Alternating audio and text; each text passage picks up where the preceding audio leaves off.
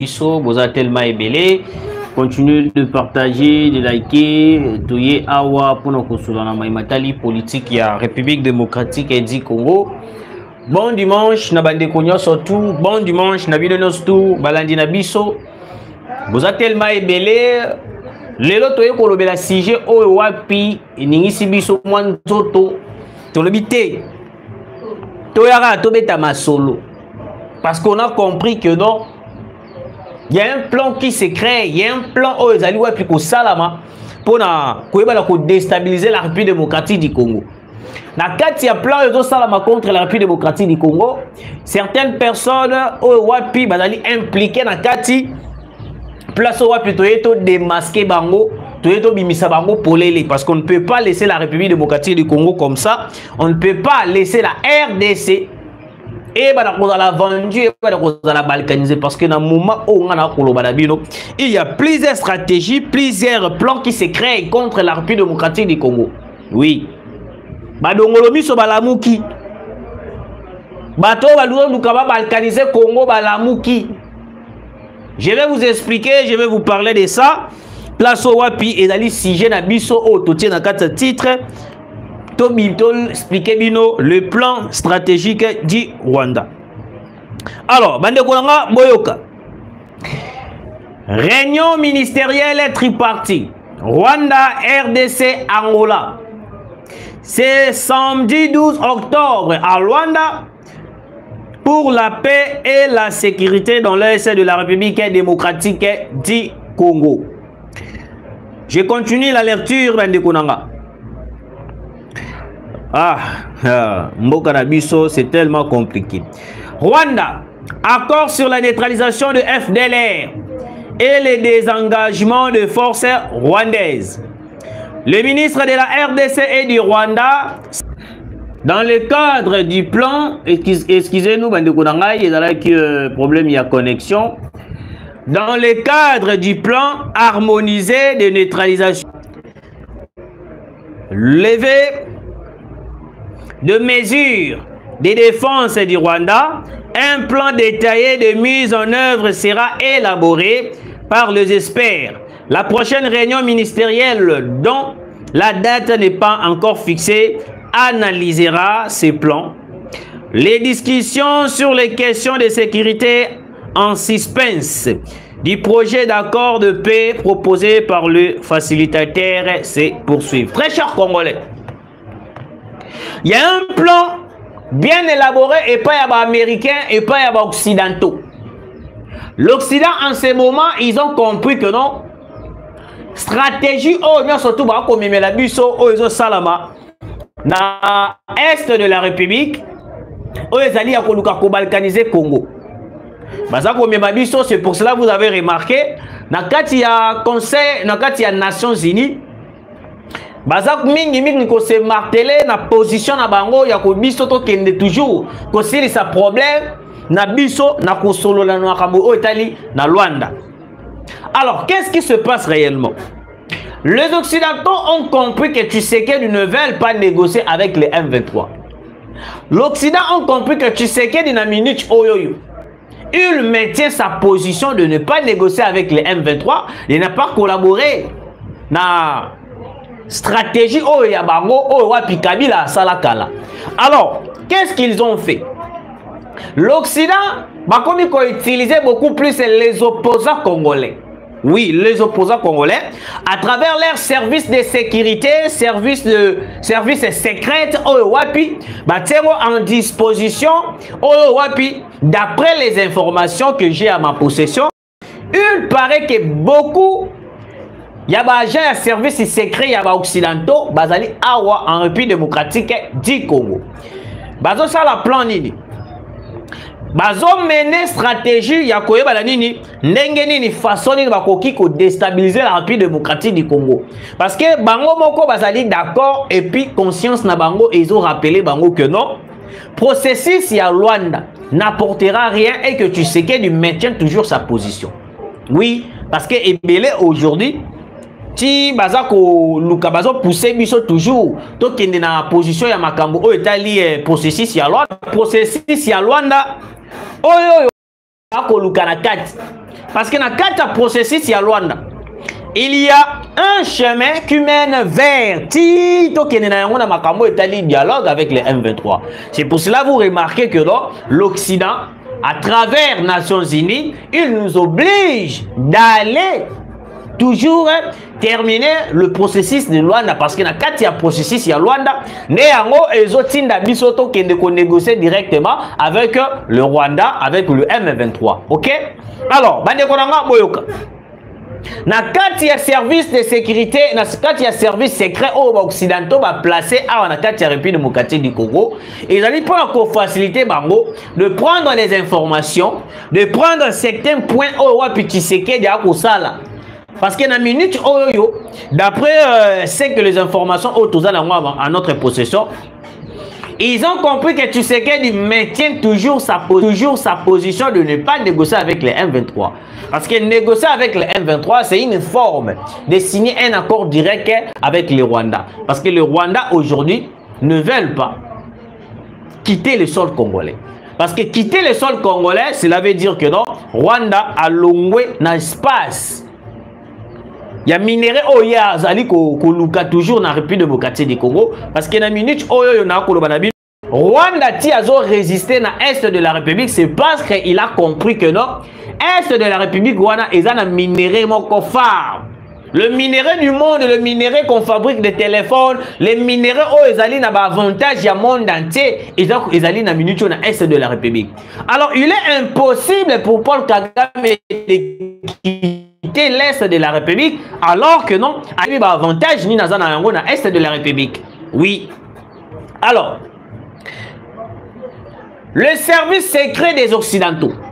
L'Occident, dernièrement, l'Occident est en ce moment en train de manipuler d'après les informations. Janine Mabunda.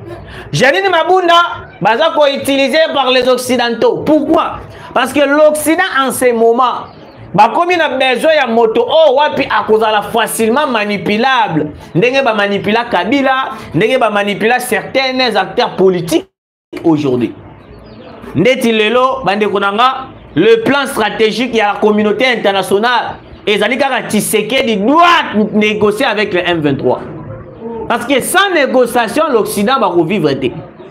Parce que dans l'île Otoko Kenena Yango, Tshisekedi a réceptionné Minduki. A réceptionné Minduki. Parce que Nenge Tshisekedi a réceptionné Minduki, nous risquons d'attaquer directement le Rwanda. Oui, parce que pour Nabango, on a déjà danger, il y a déjà dans les jours à venir. Tokola la Tolamuki Tshisekedi a vu décision cette fois-ci, nous attaquons directement le Rwanda. Yango Moni.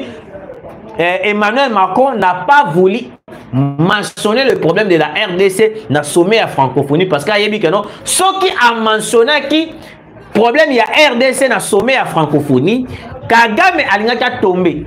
À part Kagame a tombé, balingaki ba bebi sa coopération na bango o basala na Paul Kagame ya ko déstabiliser est de la République. OK? Bande konanga. Batindeli Bisso a envoyé spécial, il y a Grand Lac. Bonjour, il faut dire au président Félix Tshisekedi de changer la constitution de la RDC le plus vite possible.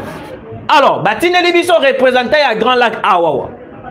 Projet Nabango Ezalaki arrivé à représenter à Grand Lac Awawa en République démocratique du Congo. Il a fallu que les représentants à Grand Lac Itanga Komaki na Mabele la Bisso. Il y avait un processus pour déstabiliser directement Tshisekedi. Boyebi bato babomaka musée ezalaka ba koti na bureau audience ba koti mbalamako pa basali opération basi babimba ke. Yango moni plusieurs services de sécurité de MIAP ANER o pe ba sécuriser ka mokonza mboka. Vous devez veiller na sécurité à président de la République. Parce que dans la minute où tous les coups sont permis. Le président de la République, il est tellement exposé, place au Wapi, Badongolo Miswana, Bakomi Kolukasko, plusieurs stratégies, comment est-ce qu'ils vont déstabiliser le président de la République.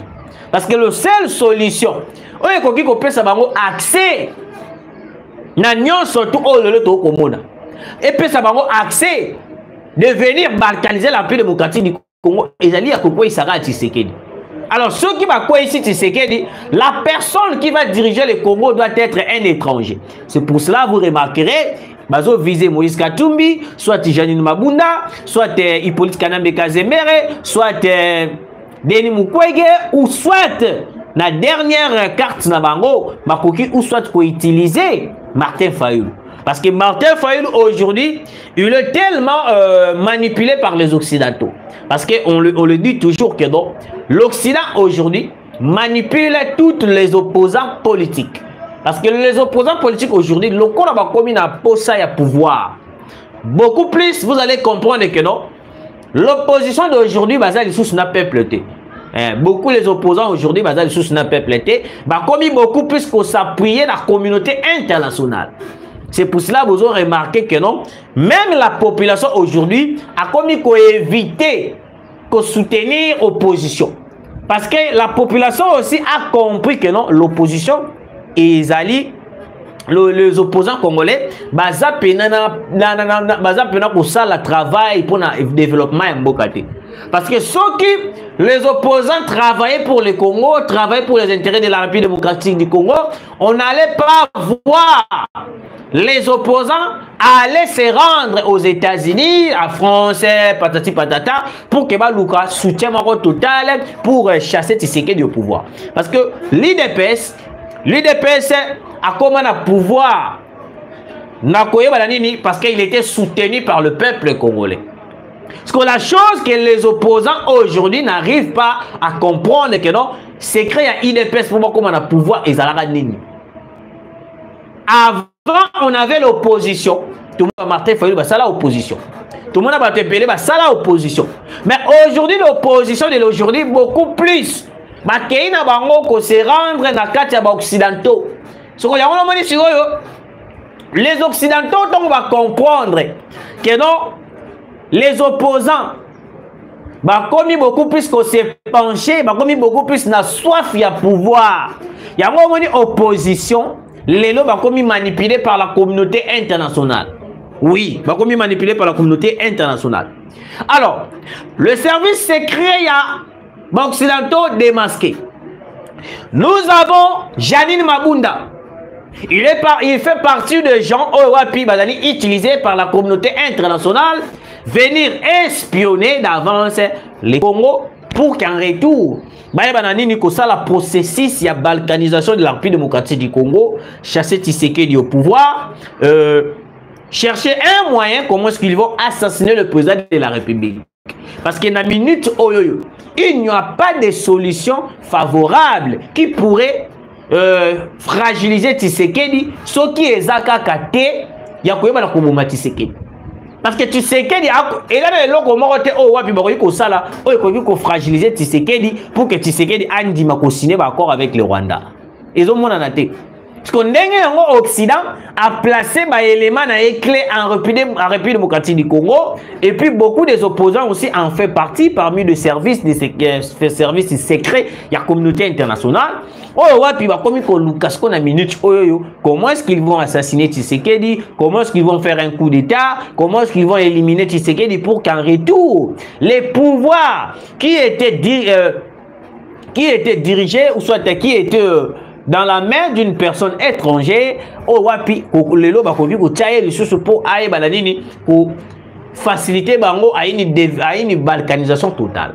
Parce qu'il y a une minute, comme vous le savez, la communauté internationale, l'Occident,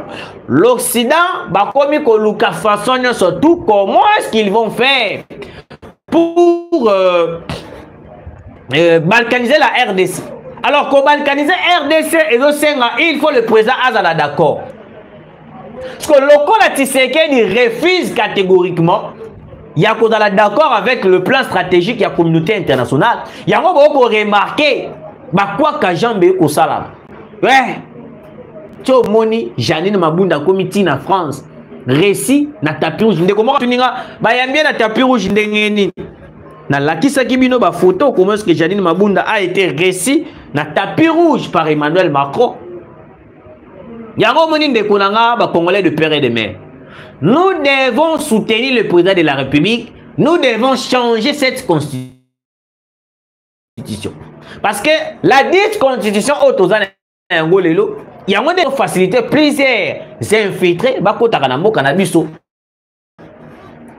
Il y a beaucoup plus na analyse et puis vision. Il y a Noël Tchani. Noël Tchani a une loi de père et de mère. Le jour Noël Tchani a une loi de père et de mère, j'avais compris les agitations Nangam Yaba Moïse Katumbi. Moïse Katumbi se disait il est congolais, mais le jour où il a mis sa loi de père et de mère, Moïse Katumbi a commencé très agité. Alors posez-vous la question, pourquoi est-ce que Moïse Katumbi était agité pendant qu'on parlait de la loi de père et de mère? Je vais revenir sur ça.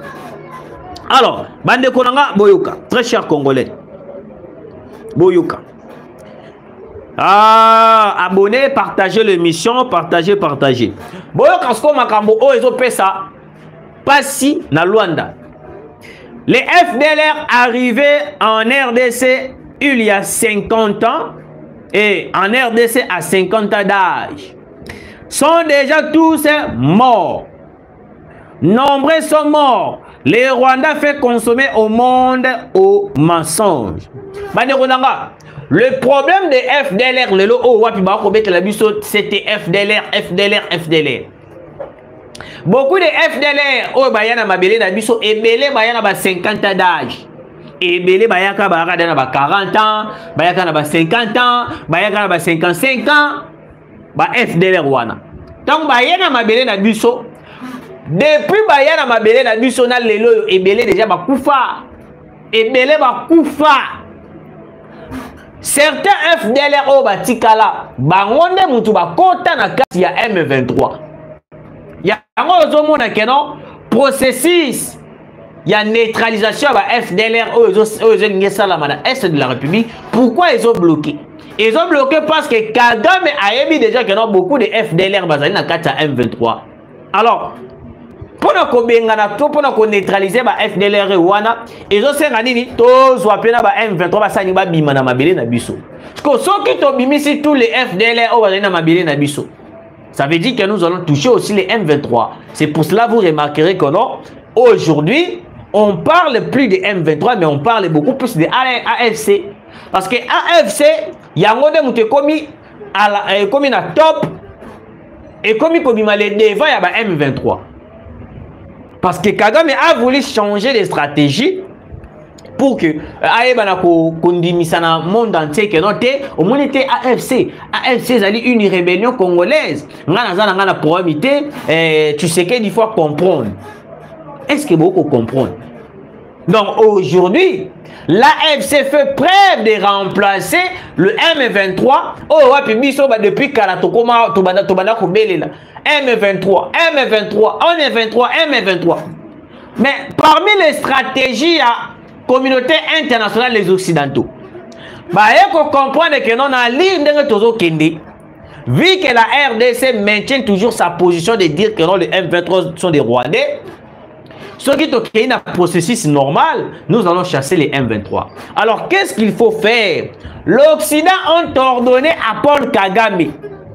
Il y a que qui s'abat M23 Sima Tobimisa AFC comme une rébellion congolaise et que le AFC en question à Corneille Nanga est réclamé dialogue. Hein? Yango moni mikolo nyo surtout M23 azolo bali sous-souté et comme Corneille Nanga nda komi ko réclamer dialogue. Corneille Nanga nda komi ko réclamer dialogue. Corneille Nanga nda komi ko réclamer dialogue. Est-ce que nous devons est-ce que nous la RDC négocier avec Corneille Nanga? Non. Corneille Nanga, c'est simple individu au Wapi, il est utilisé, manipulé par Paul Kagame. Bako Sabinote AFC, c'est une rébellion rwandaise, manipulée par Paul Kagame, dirigée par Paul Kagame, mais celui qui conduire AFC ils ont des Corneille Nanga. Mais en vrai dire l'AFC en question ils ont dirigé et pas ils ont dirigé créé et pas Paul Kagame. Mais c'est lui qui coordonne tout dans Makamo Itali AFC ils ont Joseph Kabila Kabangi. Oui, il y a un moni mokonza mboka ye moko Félix Antoine Tshisekedi dans le bail que non l'AFC appartient à Joseph Kabila Kabange. Quand on vous dit que le président de la République est mieux informé que tout le monde, parce que Mokonza Mboka a mieux informé que tout le monde. Oui, il est mieux informé que tous les collègues. Peut-être qu'on pensait que information. Non, le président de la République est mieux informé que tous les Congolais. Ne tombe jamais dans le plan des Occidentaux parrainé par les USA, ICA France, UA et Union Européenne. Abiyarimana et les Burundais ont été assassinés dans un plan sadique. Oui.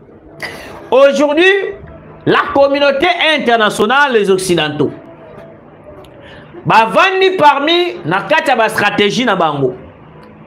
Ba élaborer plan batali balobi non.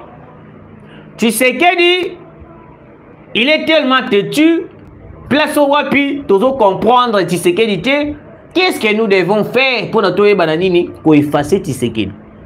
Beaucoup remarqué ces derniers temps, bah voyage mingi ya Mokonza Mboka, ils ont vraiment annoncé. Ce n'est pas pour rien. C'est parce que une complicité de haut niveau aux Salamana kati ya République démocratique du Congo. Yango moni, ben information mususu to negijaka yango te. Ba dire mususu ya ba M23 to lekisaka yango te. Corneille Nanga, il y avait une vidéo qui circulait na kati ya Ruchuru.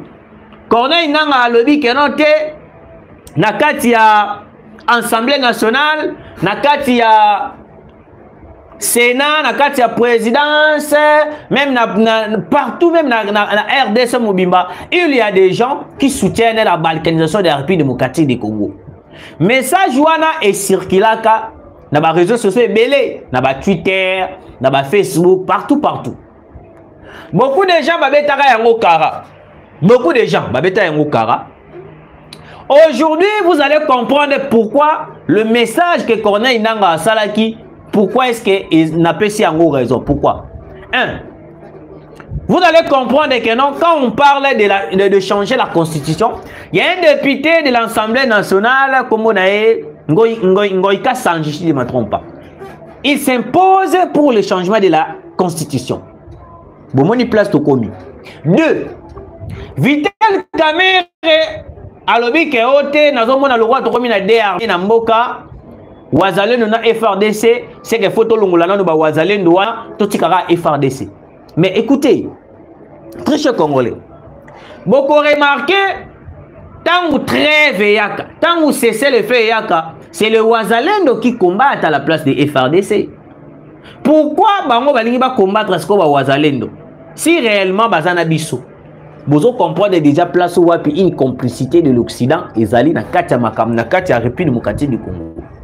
Chose bizarre ezali sous nini. Mokonza Mboka uti France azongi et simbité akangeli Macron kanda. Mais Vital Kamerhe en absence. Il y a quoi annoncer batunyo suye mora ki na France. Il était parti faire quoi? Vital Kamerhe. Merci de le dire, même Kolongwa naye surprise na francophonie zala qui bien calculé pour surprendre ba calcul il y a mission ya Kagame M23 génocidaire terroriste ba qui avion il y a Aberima. Oui, je vais en revenir. Ma place. Vital Kamerhe s'est rendu en France sans pourtant même dire un mot na ba Congolais. Alors que Mokonza Mboka o a dirigé Mboka mobimba zalaki na France. Na France, kuna esimité Mokonza Mboka zongi mais Vital Kamerhe qui est na France. Moi, je me suis posé des questions. Nino Vital Kamerhe qui est en France. Ce qui écoute le président de la République, bayo qui était. Et bon, Vital Kamerhe va koyokae. Coïncidence, c'est Salami Lissoussou. Vital Kamerhe en France, Janine Mabunda en France. N'est-ce pas? Vous ne voyez pas qu'il y a quelque chose qui ne va pas. Vital Kamerhe en France, Janine Mabunda en France. Bangomi balé bake kolukanini. Bangomi balé bake kolukanini. Et puis en ce moment, l'Occident va viser ko éliminer Tshisekedi. Pour na bango Tshisekedi a bloqué plan stratégique na bango. On ne peut pas évoluer dans un plan stratégique de balkaniser un pays, alors que celui qui dirige ce pays, il est contre cette balkanisation. Il y a des services secrets. Il y a des occidentaux, basali a en République démocratique du Congo. Baza est belé. Baza est belé. Même le déplacement du président Félix Tshisekedi, il faut sécurité et la assurer. Parce que ces gens-là sont malins. Ces gens-là, baza na pitié. Tshisekedi a courir risque, il y a qu'à protéger Congo. Mais le rôle de courir risque de protéger le Congo, nous aussi, la population, les services de sécurité, nous devons aussi assurer la protection du président de la République. De partout. Parce que eloko esalamelaka abiarimanana ba Burundi mususu o ba bombardaka avion abiarimana. Yango opé eza ko se préparer petit à petit contre le président de la République. Parce que si nous laissons le président de la République à la exposer, à Tamboula partout, nous risquons de perdre le président de la République. Parce qu'aujourd'hui, la communauté internationale, à travers leurs services secrets, au Bazali, côté Libye en République démocratique du Congo, bazoluka moyen surtout, au Bakoki, Kusala, pour que Tshisekedi a tombé. Tshisekedi a tombé. Parce que Tshisekedi, ce qui a tombé, l'Est ne sera pas balkanisé. Pour Nabango. Tshisekedi ce qui a tombé Congo est qu'on a divisé. Tshisekedi ce qui a tombé Congo est qu'on changer constitution. Congo est qu'on changer constitution. Parce que la constitution est une constitution taillée par des Rwandais, par des Ougandais. Wapi souci na bango ezalaka toujours balkanisation en République démocratique du Congo. On ne peut pas balkaniser un pays sans pourtant avoir l'accord de la personne qui dirige ce pays. Alors, ce qui est la personne en question, il n'est pas d'accord pour la balkanisation, alors ils vont tout faire pour éliminer la personne qui dirige ce pays. Yango tonito mona lelo. Bazo luka ndengenyo surtout bakoyi ko éliminer Tshisekedi. Bako éliminer Tshisekedi ndengeni à travers des gens au bazo ko entourer mo konzamboka.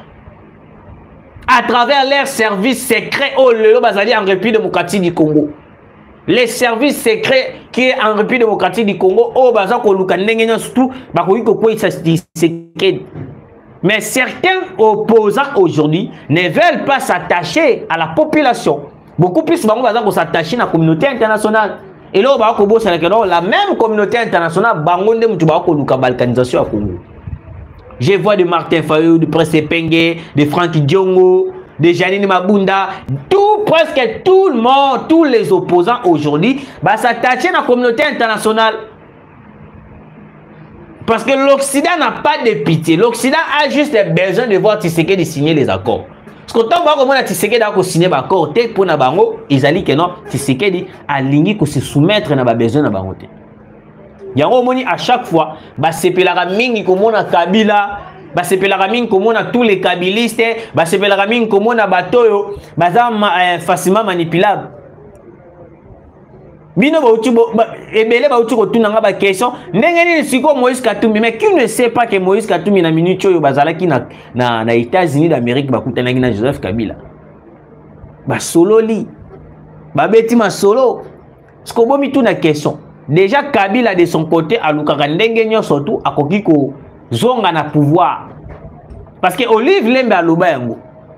Na Goma aloba yango dit to prier makasi pour que Kabila azonga.